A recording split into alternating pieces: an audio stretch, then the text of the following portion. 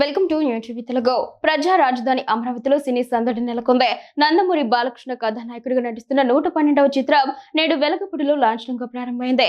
ఈ కార్యక్రమానికి రాష్ట్ర ఐటీ విద్యాశాఖ మంత్రి నారా లోకేష్ ముఖ్య అతిథిగా హాజరై ముహూర్తపు షాట్ కు క్లాప్ కొట్టి షూటింగ్ ను ప్రారంభించారు. బాలకృష్ణ కుమార్తె తేజస్విని కెమెరా స్విచ్ ఆన్ చేశారు. ఈ సందర్భంగా మంత్రి లోకేష్ మాట్లాడుతూ ముఖ్యమంత్రి చంద్రబాబు నాయుడు ఆలోచనలకు అనుగుణంగా ఏపీలో సినీ పరిశ్రమను పెద్ద ఎత్తున ప్రోత్సహిస్తామని హామీ ఇచ్చారు. సినిమాతో పాటు క్రియేటర్ ఎకనామీని కూడా అభివృద్ధి చేసేందుకు అవసరమైన మౌలిక సదుపాయాలు కల్పిస్తామని తెలిపారు. అమరావతిలో సినిమా ప్రారంభోత్సవం జరగడం అదృష్టంగా భావిస్తున్నాం.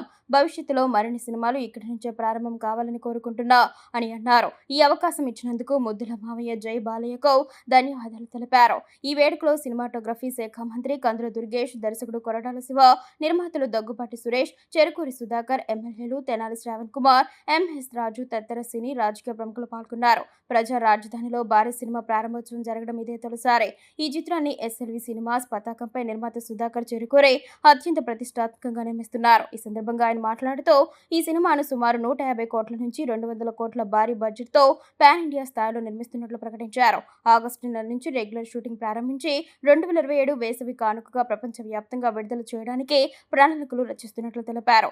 అమరావతిలో ఈ సినిమాను ప్రారంభించడం వెనుక ఓ ప్రత్యేక కారణం ఉందని నిర్మాత సుధాకర్ చెరుకూరి వివరించారు. రాజధాని అమరావతిలో ఒక భారీ సినిమా ప్రారంభోత్సవం చేయాలనేది బాలకృష్ణ చిరకాల స్వప్నం. అది మా సినిమాతోనే నెరవేరడం చాలా గర్వంగా ఉంది. ప్రకాశం జిల్లా వాడినైన నేను మన రాజధాని నడిబొడ్డున ఈ సినిమాను లాంచ్ చేయడం జీవితంలో మర్చిపోలేని అనుభూతే. గత 3-4 ఏళ్లుగా బాలయ్య గారితో సినిమా చేయాలన్న నా కోరిక ఇప్పటికీ నెరవేరిందే అని ఆయన ఆనందం వ్యక్తం చేశారు. ఈ ప్రాజెక్టు కేవలం వినోదాన్ని పంచడమే కాకుండా ఆంధ్రప్రదేశ్లోని స్థానిక కళాకారులకు, సాంకేతిక నిపుణులకు ఉపాధి అవకాశాలు కల్పించాలనే లక్ష్యంతో ముందుకు సాగుతున్నట్లు చిత్ర బృందం పేర్కొంది.